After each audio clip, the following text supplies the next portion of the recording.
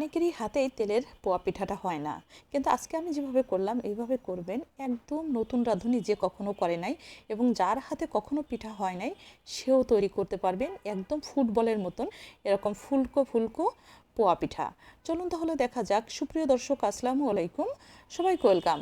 আর আমার এই রেসিপিটা যদি ভালো লাগে অবশ্যই একটা লাইক দিবেন, কমেন্টস করে জানাবেন কেমন হলো, আর পেজটা ফলো করে আমার সাথে থাকবেন।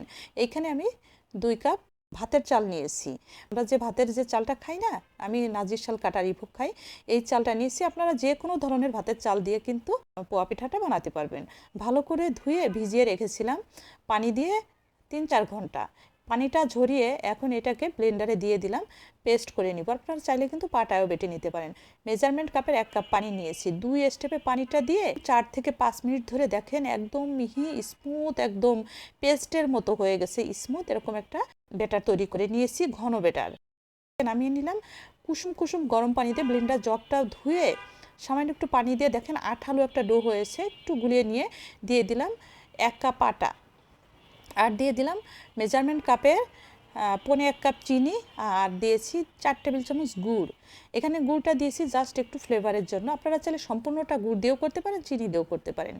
খুব ভালো করে হাত দিয়ে একদম দেখেন এইভাবে করে একটা ব্যাটার তৈরি করে নিলাম। আর এই ব্যাটারটা আপনারা কিভাবে বুঝবেন, দেখেন আমি এই যে যখন একটা চামচ নিয়েছি, চামচে করে যখন ব্যাটারটা আমি ঢেলে ফেলছি, এক জায়গায় একরকম স্মুথভাবে পড়ে যাচ্ছে।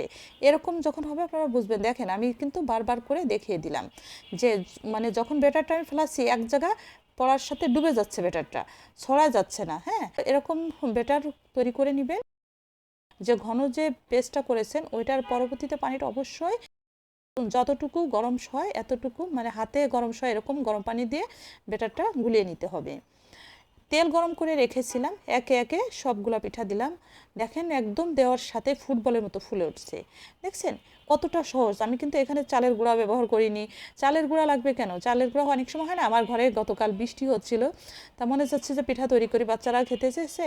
তা তখন চিন্তা করলাম যে চালের গুঁড়া নিয়ে কী হয়েছে, সিদ্ধ চাল দিয়ে এভাবে আম্মাকে দেখতাম যে অনেক সময় না হঠাৎ করে এভাবে করে ফেলতো। তা আমার সেটা মাথায় আছে, আমি চিন্তা করলাম যে তাহলে ভাতের চাল দিয়ে আজকে পিঠাটা তৈরি করে ফেলি আর আপনাদের সাথে শেয়ার করি। যার কারণে আমি সাথে সাথে পিঠাটা বানালাম এবং সেটাই আপনাদের সাথে শেয়ার করলাম। আপনারা অবশ্যই বৃষ্টির দিনে এই পিঠাটা ঘরে তৈরি করে বাচ্চাদের সাথে শেয়ার করবেন। এমন কেউ নাই যে পছন্দ না করে, সবাই খুব পছন্দ করে খাবে। আর দেখেন, আর এর ভিতরে অনেকগুলো পিঠা কিন্তু খাওয়া হয়ে গেছে,